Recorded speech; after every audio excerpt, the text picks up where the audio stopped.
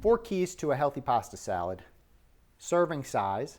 So no matter what kind of pasta salad you have, you want a smallish serving, okay, especially if you're eating it as a side. You want a high vegetable to pasta ratio. So we've got tons of vegetables here that we're throwing in that pasta. Number 3, you want a dressing that is healthy to hold the pasta salad together. We use an oil and vinegar based dressing with a lot of herbs to really freshen it up. It's better than dumping a glob of mayonnaise on top of there.